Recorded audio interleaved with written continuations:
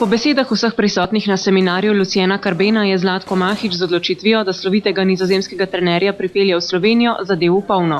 Ja, ima tak poseben stil, svoj stil, ki ga je razvil skozi leta in leta izkušenj, ko jih je imel kot borec, ki bo izvrsten.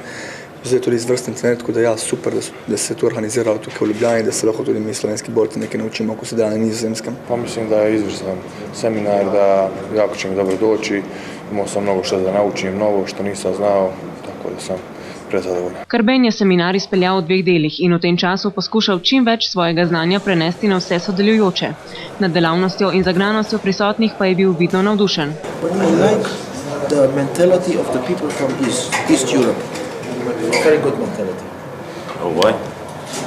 Because they are not spoiled. In Holland, the people are spoiled. Here not.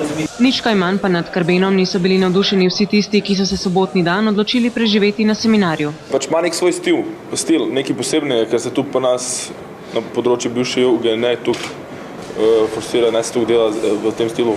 Nekaj novega, ja. Mislim, ene tehnike pač sem prvič videl, probal sem jih, ene mi ležijo, druge ne. Drugače pa on res mojster, pri svojih teh letih je res legenda. Morda še bolj kot njegovo znanje pa je Mirana Fabjana in ostale navdušila karizma in gibčnost skoraj 60-letnega mojstra borilnih veščin. Ful dober, res sem presenečen nad njegovim razmišljanjem.